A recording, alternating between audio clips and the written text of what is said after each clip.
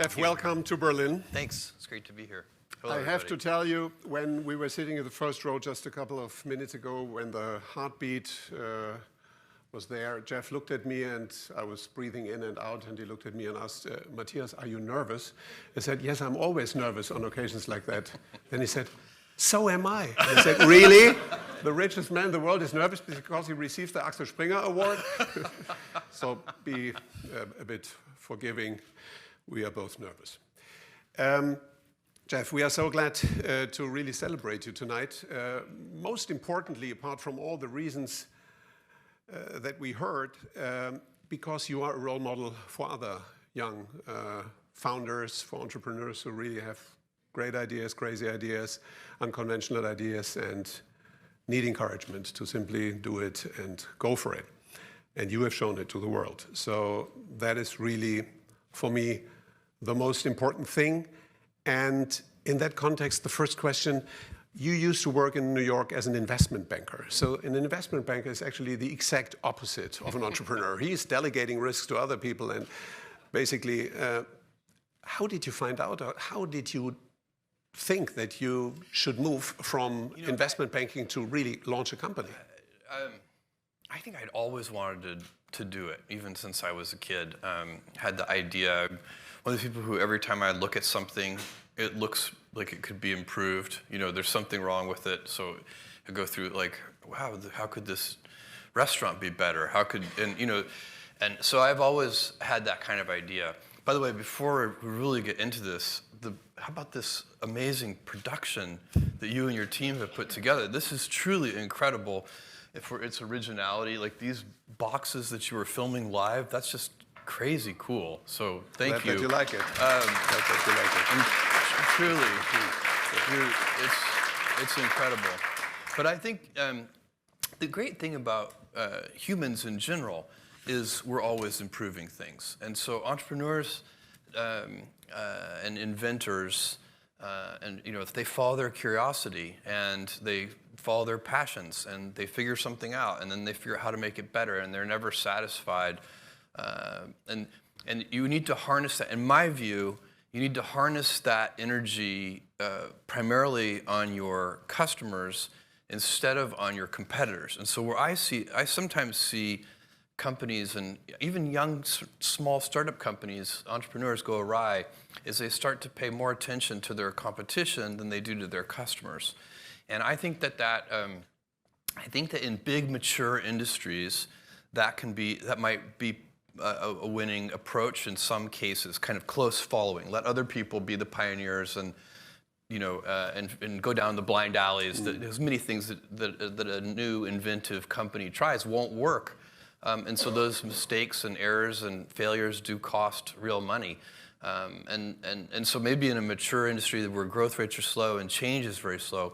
But as you see in the world more and more, there aren't very many mature industries. Change is happening everywhere. We see it in the automobile industry with self-driving cars, but you could go right down the line of every industry and you would see it. But do you have any idea where your ambition really comes from? What was driving you? I really don't know. I've been passionate about certain things forever, and I fell in love with computers in 4th grade. I got very lucky.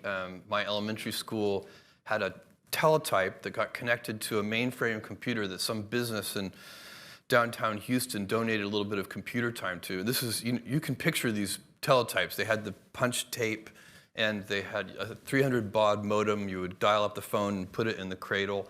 And so we had some time sharing on that mainframe computer, and none of the teachers knew how to use it. So me and 2 other kids stayed after school and sort of figured out how to do it and kind of taught ourselves programming from books.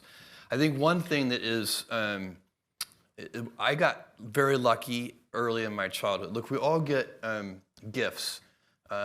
We get certain things in our life that we're very lucky about. And one of the most powerful one is who your early role models are. They could be your parents. It was your grandfather. It was, in a big sense. My mom and dad, but my grandfather too. And my mom had me when she was 17 years old, and she was still in high school in Albuquerque, New Mexico. and this is in 1964. I can assure you that being a pregnant teenager in high school was not cool in Albuquerque, New Mexico at that time. And so it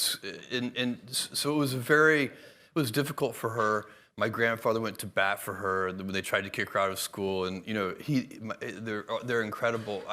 So the gift I had is I had this incredible family. Could you describe a little bit the role of your grandfather? Because Sure. John has mentioned it. I think it was really important for you. It was super important for me, and I spent an unusual amount of time with my grandparents, and especially with my grandfather on the ranch. So he had a ranch in South Texas, and I would spend my summers there from age 4 to 16. And when I was 4, they were taking me for the summer to kind of give my parents a break, sort of because they were so young, and it was useful. I was a handful, I'm sure, and anyway, he created the illusion for me when I was 4 years old that I was helping him on the ranch, which of course could not have been true, but I believed it. And then by the time I was 16, of course, I was actually helping on the ranch. I can fix prolapsed cattle. We did all of our own veterinary work. Some of the cattle even survived. And we fixed windmills and laid water pipelines and built fences and barns and fixed the bulldozer that you guys talked about. And so one of the things that's so interesting about that lifestyle and about my grandfather is he did everything himself. He didn't call a vet if one of the animals was sick. He figured out what to do himself. And so what does it mean? No delegation? Being resourceful, I think, is that you can't, if there's a problem, there's a solution. And of course, as you mature and get into the business world and anything you do on a team, you very quickly realize that it's not about just your own resourcefulness, it's about team resourcefulness and how does that work. And but that attitude of my grandfather's was but he was full of wisdom. John mentioned the story about the words my grandfather gave to me at one point of, it's harder to be kind than clever. That story, the slightly longer version of that story, because this was really powerful wisdom, is that I made my grandmother burst into tears. And the way I did it was we were driving on a long road trip, and she was a chain smoker. And I was probably, 10 years old, so this was around 1974.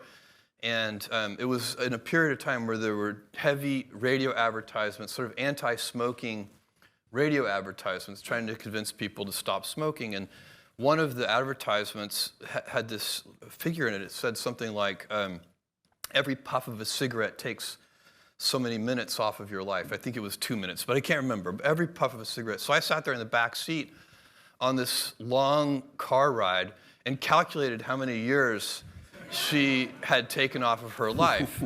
And in my 10-year-old mind, I had been extremely clever to do this. And so when I was finished with my arithmetic, I proudly announced to her how many years she had taken off of her life. And I got a reaction I did not expect, with her bursting into tears. And so my grandfather stopped the car, and he took me out of the car. And I had no idea what was about to happen, because he had never said a cross word to me. And I thought he might actually be angry with me, but he wasn't. He took me out we had some privacy from her, and he said these incredible words. He said, you're gonna figure out one day that it's harder to be kind than clever. Wonderful. Actually, your brother also plays an important role. You have a very good relationship. Yes, is it actually true that he's still a firefighter? He is. He's a volunteer firefighter in Scarsdale, New York. He's also the funniest person I know. When I'm with him, I'm just laughing continuously. First of all, I'm a good audience. I laugh easily, but he is really very funny. And my sister too. We're all very close.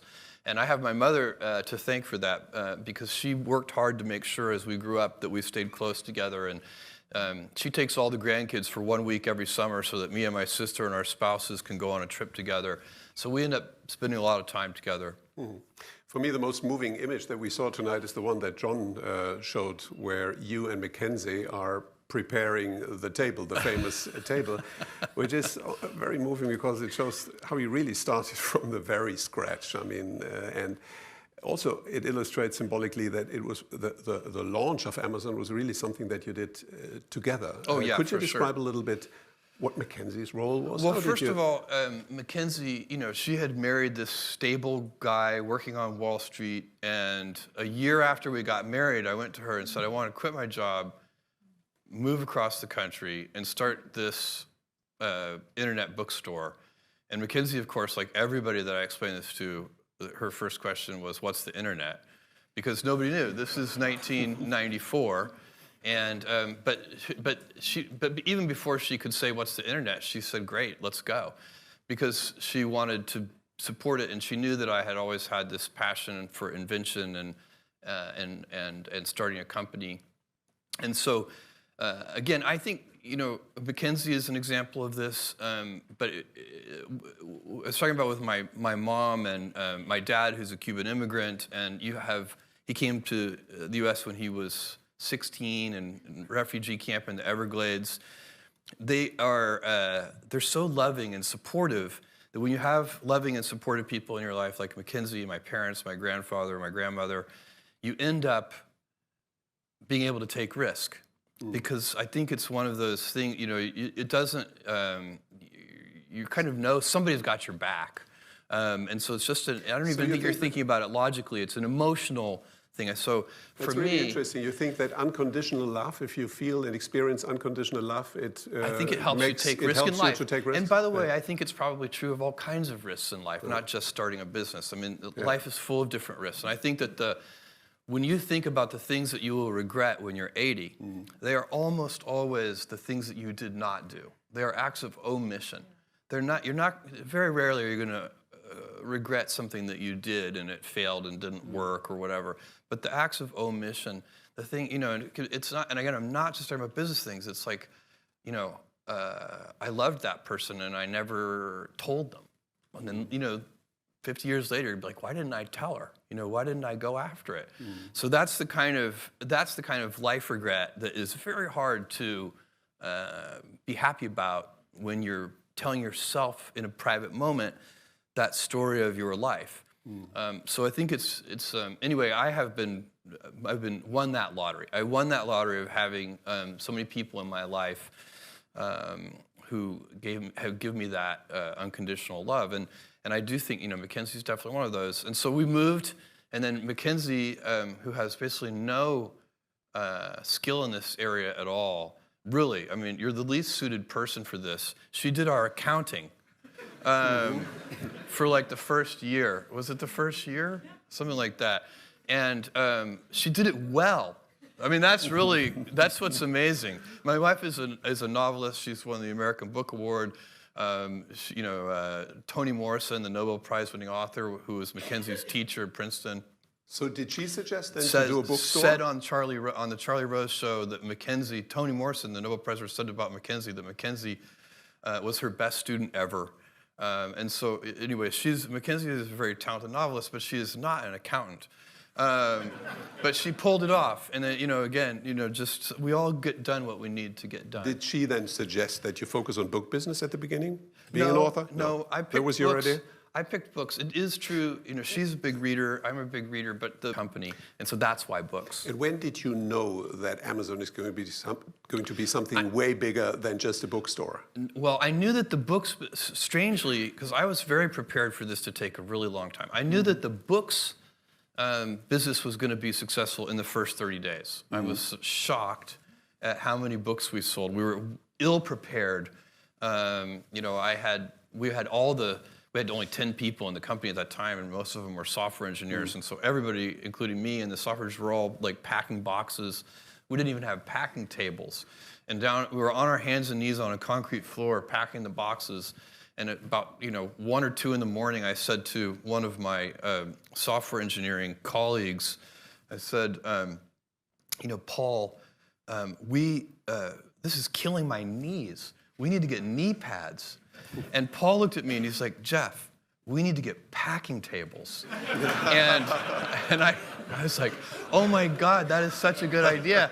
The next day I bought packing tables, and it doubled our productivity and probably saved our backs and our knees too. But nevertheless, So- I mean, Amazon had serious crises. In 2002, you went many. almost bankrupt. So Well, what went wrong, and what did you learn from that? We had so many, there have been so many, we haven't had any existential crises, knock on wood. I don't want to jinx anything. But we've had a lot of kind of dramatic events. I remember early on, we only had 125 employees when Barnes & Noble, the big United States bookseller, opened their online website to compete against us, barnesandnoble.com. We'd had about a 2-year window. We opened in 95, they opened in 97. And at that time, all of the headlines, and the funniest were about how we were about to be destroyed by this much larger company. We had 125 employees and $60 million a year in annual sales, 60 million with an M. And that, and Barnes & Noble at the time had 30,000 employees and about $3 billion in sales. So they were giant, we were tiny, and we had limited resources. And the headlines were very negative about Amazon. And the one that's most memorable was just Amazon.toast. And so I called an all-hands meeting, which was not hard to do with just 125 people. And we got in a room, and because it was so scary for all of us, this idea that now we finally had a big competitor, that literally everybody's parents were calling and saying, are you okay? It's usually the moms calling and asking their children, are you going to be okay? So, and I said, look, it's okay to be afraid, but don't be afraid of our competitors, because they're never going to send us any money. Be afraid of our customers. And if we just stay focused on them, and instead of obsessing over this big competitor that we just got, we'll be fine. And I really do believe that. I think that if you stay focused, then the more drama there is and everything else, no matter what the drama is, whatever the external distraction is, what your response to it should be to double down on the customer, satisfying them, not just satisfying them, delighting them. Yeah. Today, Amazon is employing 566,000 people. You're probably the biggest job creator of recent times. At the same time, you're aggressively criticized by unions and by media for paying low wages, for inappropriate working conditions. How do you deal with these accusations? Well, first of all, when any criticism, my approach to criticism and what I teach and preach inside Amazon is, when you're criticized, first look in a mirror and decide, are your critics right? If they're right, change. Don't resist. They right? No, but not in this case. But we've had critics be right before, and we've changed. We have made mistakes, and I can go through a long list. Probably one of the early most painful ones. It's so stupid. It's hard to believe how we ever did it. But early on with the Kindle, maybe the first year of the Kindle or the second year of the Kindle, we had accidentally, illegally sold or given away, I guess, copies of the famous novel 1984, because it had a complicated copyright history. It was in copyright in the US and not in the UK or something strange like this. So it was in the public domain, but only in certain geographies. And we had screwed that up. And somehow, and this is a kind of mistake that only a corporation can make. An individual can't make this mistake, because somehow it's like it happens at the intersections of the different teams. So you've got the legal department saying, "Oh crap, we've made this mistake," and you've got the books team. Anyway, the answer that the company came up with was to, without any notice or warning, just electronically go into everybody's Kindle who had downloaded that book and just disappear it. So it would be as if we walked into your bedroom in the middle of the night, found your bookshelf, and just took that book away. So it was and so we were rightly criticized for that. It was and we responded to that. On the issue of working conditions, I'm very proud of our working conditions, and I'm very proud of the wages that we pay. You know, in Germany we employ 16,000 people. We pay at the high end of the range for any comparable work. So is it a union fight because benefits. the union want to make sure that you are unionized, or what is the real substance of the conflict? It's a good question. And this is in my longer version of how to deal with critics, because there are two kinds of critics. There are well-meaning critics who, they're worried it's not going to work, but they do want it to work. And so it could be, I can give you an example, customer reviews would be one of those. When we first did customer reviews 20 years ago, some book publishers were not happy about it because some of them were negative. And so it was a very controversial practice at that time. But we thought it was right, and so we stuck to our guns and had a deep keel on that and didn't change. But there's a second kind of critic, which is the self-interested critic, and they come in all shapes and sizes. You know, so they can be any kind of institution, competitors, of course.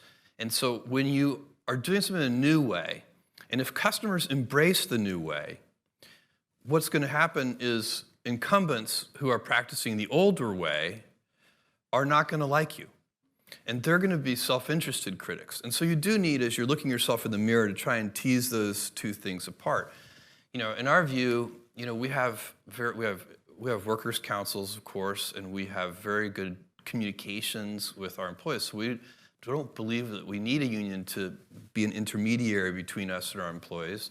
But of course, at the end of the day, it's always the employee's choice, and that's how it should be. So but for sure, we would be very naive to believe that we're not going to be criticized. I mean, that's just part of the terrain. You have to accept that. One thing I tell people is, if you're going to do anything new or innovative, you have to be willing to be misunderstood.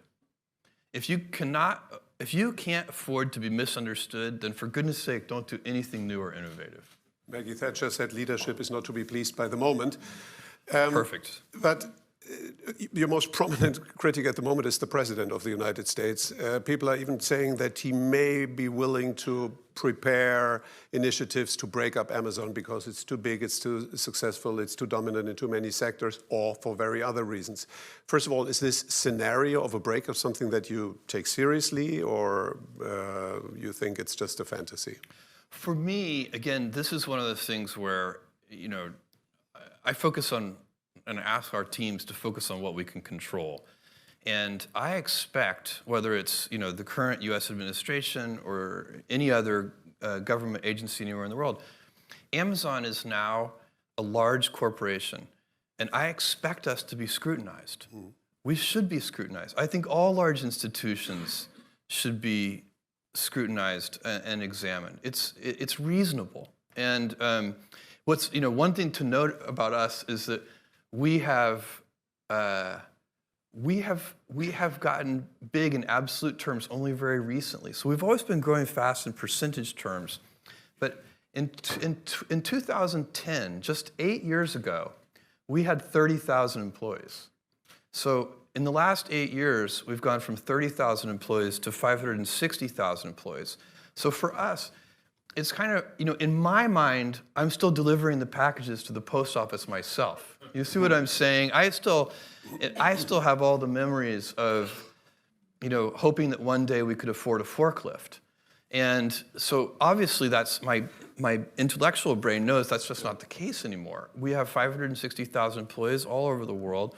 And I know we should be scrutinized, and I think it's true. Big government institutions should be scrutinized, big nonprofit institutions should be scrutinized, big universities should be scrutinized.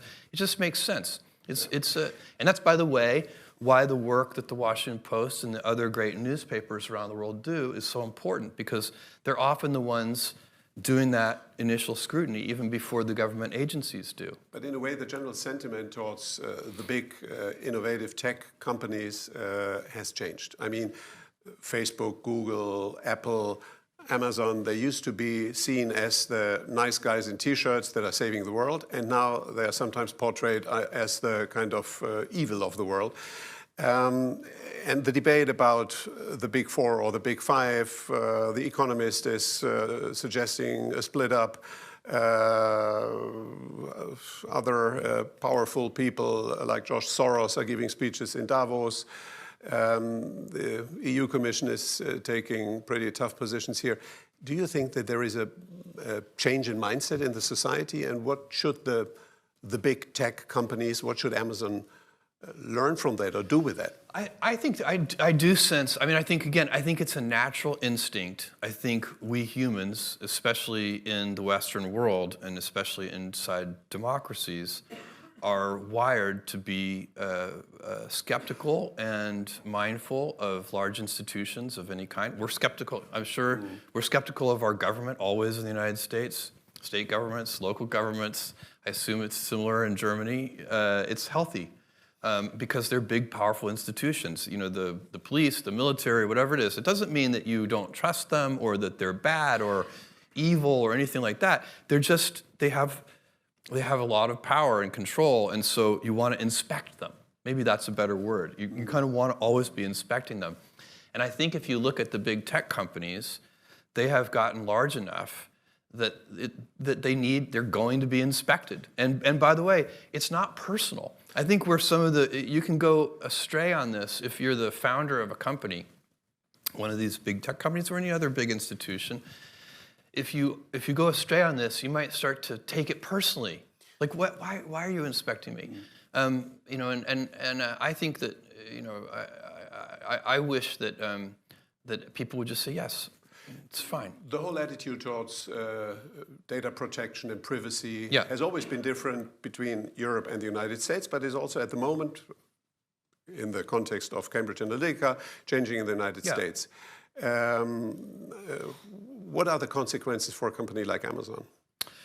I don't, you know, my view on this for Amazon. Is it hysterical or is it an appropriate? Honestly, I think this is one of the great questions of our age. You know, we have, I think of the internet. So the internet is this big, new, powerful technology. It's horizontal. It affects every industry.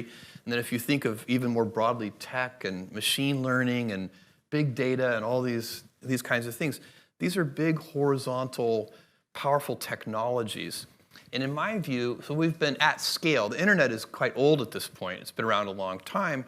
But at scale, it's really only been around, you know, 10 or 15 years. Because, you know, go back in time 20 years, it was tiny. And so at scale, the internet's been around only 10 or 15 years.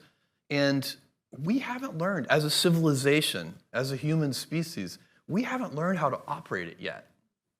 So we as a civilization are still figuring that out. And so it gives us fantastic capabilities. I mean, you know, the fact that I can look up almost anything on Wikipedia in 5 seconds is an unbelievable capability that just simply didn't exist 20 years ago. And so on and so on and so on. There's so many good things. But we're also finding out that these powerful tools enable some very bad things too, like you know, letting authoritarian governments interfere in free democratic elections around the world. This is an incredibly scary thing. So you are advocating a balance of, let's say, entrepreneurs who are really moving their businesses forward, politicians and regulators who are defining a certain framework, society, journalists who are asking unpleasant questions. So that's an ecosystem. My view on Amazon's role in this, which is what you asked me, is I think, first of all, we have a duty on behalf of society to try and help educate any regulators, you know, give them our point of view on this sincerely, without any cynicism or skepticism. This is what we believe, and then, but it's not ultimately our decision. So we will work with any set of regulations that we're given. Ultimately, society decides that. We will follow those rules, regardless of the impact they have on our business, and we will find a new way, if need be, to delight customers. So we will always be. Again, some of these things, what you have to worry about is the problem, what I would not want to see happen is that you don't want to block invention and innovation. So that's always one of the unintended consequences often of regulation is that it really favors the incumbents. Now, Amazon at this point is an incumbent, so maybe I should be happy about that, but I wouldn't be, because I think for society, you really want to see continued progress. You really want to see. So to the degree that we have regulation, you want to be sure that it is incenting innovation and not blocking it, while at the same time protecting. But data security, privacy, encryption, how do you safeguard people's physical safety against terrorists and bad actors all over the world, and how do you balance that against privacy? These are very challenging questions, and we are running out of time. But we're not going to answer them in even a few years. I mean, I think it's going to be an ongoing thing for. But data security and privacy is going to be a competitive advantage for companies, or disadvantage if they are not respectful with that. I 100% agree with this, and I think with customers. One of the reasons we have been able to extend into new business areas and first new product categories, going way back, we just sold books, and then we started selling music and DVDs and electronics and toys and so on. And then we've extended into electronic reading with Kindle. The reason customers have been receptive in large part to our new initiatives is because we have worked hard to earn trust with them. Earning trust with customers is a valuable business asset. And if you mistreat their data, they will know. They will figure it out. Customers are very smart. You should never underestimate customers. People are getting hungry, but I have some brief questions left. You are preparing a second headquarters. It's going to be in the US. Why didn't you consider to do it in Europe? I wanted it in a time zone we looked at Canada, US, and Mexico. So it's not Toronto anti-Europe decision. It's not an anti-Europe decision. I'm glad to hear that. No. When you bought the Post, there were people saying, "Well, that's just a personal toy. He wants to have some political influence." Yeah. Other people thought that is a new strategic element of Jeff's strategy. Yeah. So what was it? Of course, you can explain things to people, but you can't understand things to people. And so I can. All I can do is say what really my thought process was, and I was not looking to buy a newspaper. It had never even crossed my mind, and so when the opportunity came up, because I only came up because I had known Don Graham at that point for more than 15 years. Any of you who are lucky enough to know Don knows that he is the most honorable gentleman that you'll ever meet. You know Don very well. He's a remarkable guy, and he so loved the Post that he believed, even though this was a huge personal sacrifice for him because it had been in his family for so long, that he needed to find a new home for it.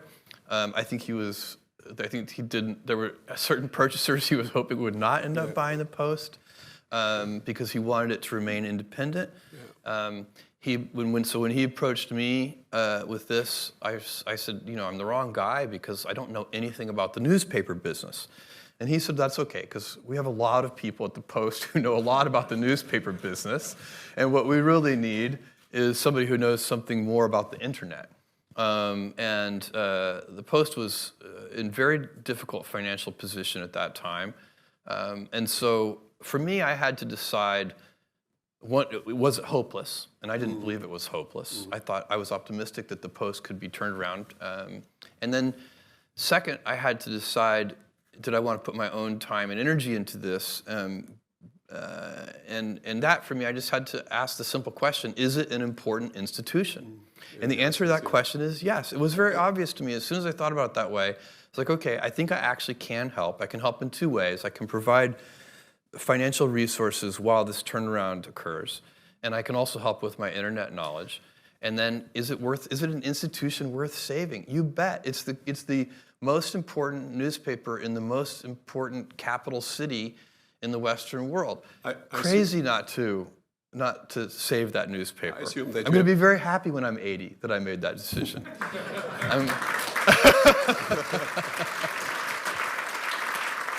I assume that you have seen Steven Spielberg's film, The Post. I have. Yeah, I've seen it a couple of times. So what is the lesson that you learned from that? And could you imagine also to buy and save other newspapers? No, I get that request monthly. Yeah. I really do, and yes, I tell them the Post is it for me. I'm not interested in buying other newspapers. But I watch that movie, and it's helpful. I love that movie, and also reading Katharine Graham's memoir, which won a Pulitzer Prize and is an amazing book, because it gets me ready. I as the owner of the Post, I know that at times the Post is going to write stories that are going to make very powerful people very unhappy. And are you upset if they are writing critical stories about Amazon, which they do? No, I'm not upset at all. When I first bought the Post in 2013, never. I would be humiliated to interfere. I would be so embarrassed. I would turn bright red, and it has nothing to do with. I don't even get so far. I just don't want to. For me, it would feel icky. It would feel gross. It would be one of those things when I'm 80 years old.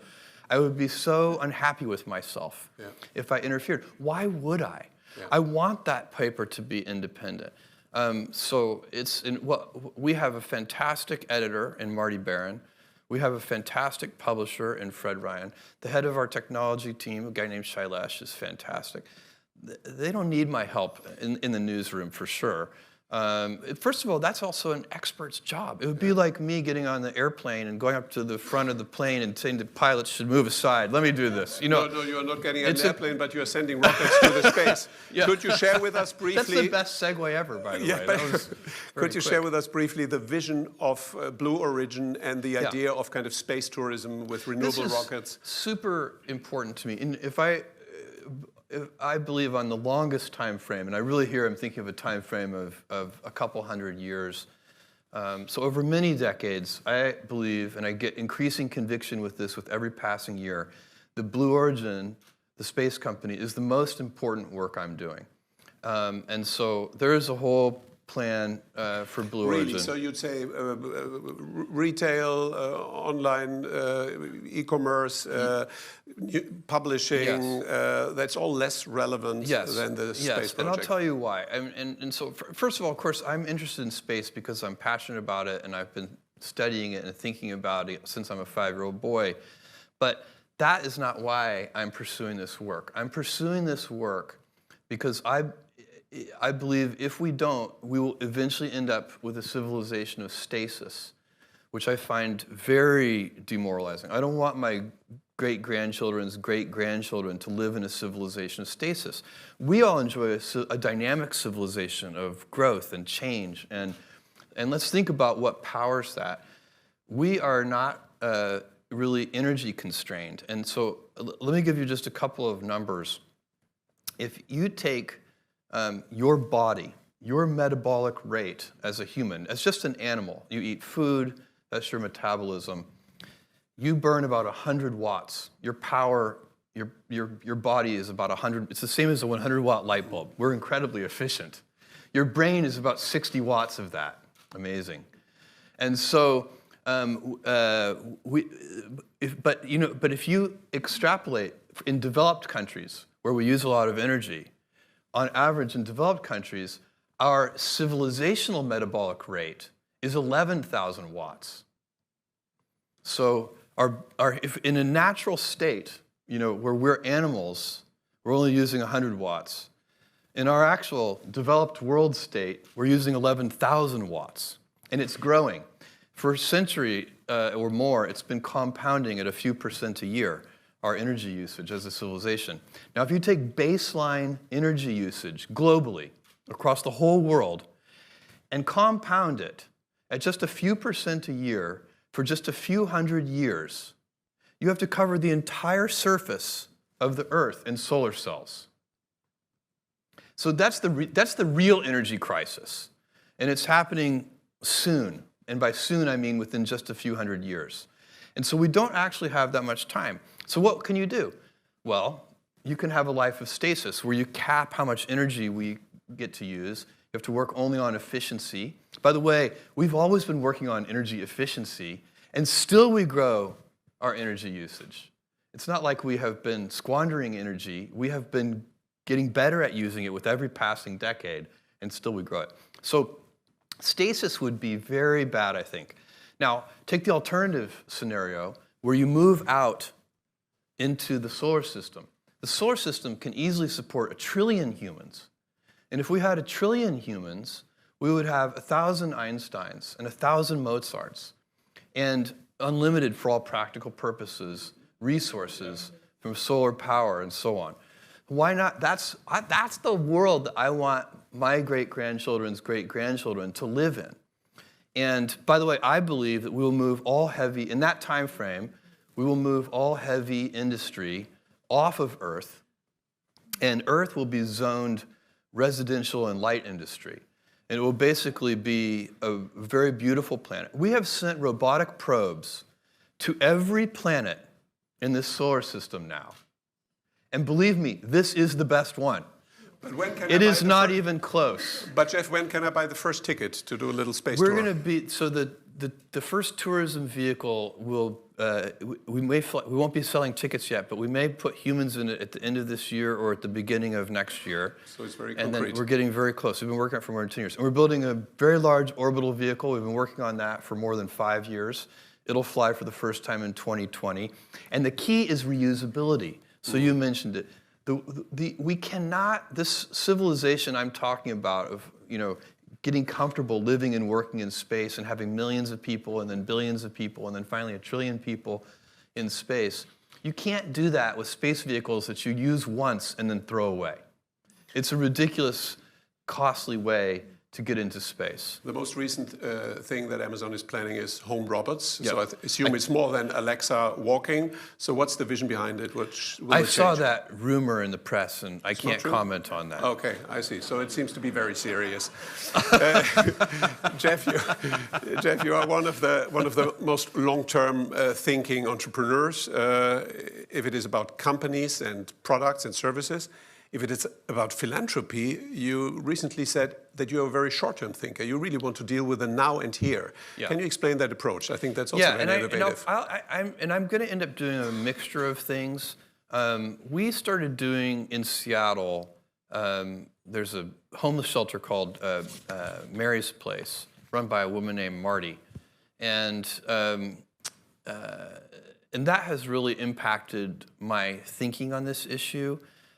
Because what I'm seeing is that when you, of course, I'm in favor of all the, long-term oriented philanthropy also is a good idea. So I'm not against that. It's just I'm finding I'm very motivated by the here and now there. So seeing, a lot of the homelessness that Mary's Place works on is transient homelessness. So when you go study homelessness, there are a bunch of causes of homelessness. Mental incapacity issues are a very hard to cure problem. Serious drug addiction, a very hard to cure problem. But there's another bucket of homelessness, which is transient homelessness, which is, a woman with kids, the father runs away, and he was the only person providing any income. And they have no support system. They have no family. That's transient homelessness. You can really help that person. And you, by the way, only need to help them for like 6 to 9 months. You get them trained, you get them a job. They're perfectly productive members of society. Last week we had Bill Gates for dinner here, and he said that he has a ridiculous amount of money, and it's so hard to find appropriate ways to do good with the money. Yeah. So what does money mean for you, being the first person in history that has a net worth of a 3-digit amount of billion? The only way that I can see to deploy this much financial resource is by converting my Amazon winnings into space travel. So that's basically, Blue Origin is expensive enough to be able to use that fortune. And I'm currently liquidating about $1 billion a year of Amazon stock to fund Blue Origin. And I plan to continue to do that for a long time. So, because you're right, you're not going to You're not going to spend it on like a second, dinner out. There's no, you're not, that's not what we're talking about. Yeah. So for me, I'm very lucky because I feel like I have a mission-driven purpose with Blue Origin that is, I think, incredibly important for civilization long-term. And I am going to use my financial lottery winnings from Amazon to fund that. With regard to your personal lifestyle, there are no guilty pleasures that you are doing unreasonable things with money? I don't think they're that guilty. I mean, I have lots of pleasures, and we just came back from an amazing trip with the kids. Mackenzie and I did. She planned the whole thing. It was her birthday trip, but she planned it all. We went to Norway for 3 days, and we stayed in an ice hotel. We went dog sledding.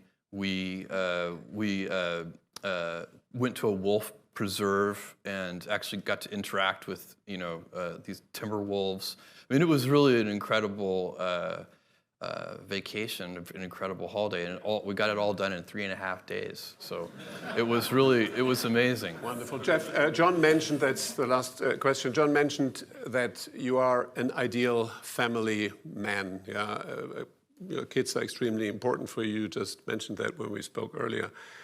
If we would talk to your kids, yeah, where would they criticize their dad? They would make fun of my singing. Oh, okay. Can we get a... No, God, no. Okay. No. They would make fun of my inability to remember exact words. I'm always quoting like Churchill or something and getting it wrong. And they're like, that's not even close to what Churchill said. They would probably, depending on the moment, they might criticize my laugh. They're kids, but I'm lucky. I have a very good relationship with them. This work-life harmony thing is what I try to teach young employees, actually, and senior executives at Amazon too, but especially the people come in. We're asked about work-life balance all the time, and my view is that's a debilitating phrase because it implies there's a strict trade-off. And the reality is, if I'm happy at home, I come into the office with tremendous energy. And if I'm happy at work, I come home with tremendous energy. And so it actually is a circle. It's not a balance. And I think that is worth everybody paying attention to. You never want to be that guy. And we all have a coworker who is that person who, as soon as they come into the meeting, they drain all of the energy out of the room. Mm. You can just feel the energy level go, whoosh. You don't want to be that guy. So you want to come into the office and give everybody a kick in their step. Jeff, we thank you very much. We congratulate you for all you have achieved. Thank you, Matthias. And congratulations. You're very nice. Thank you. That was great. Thank you.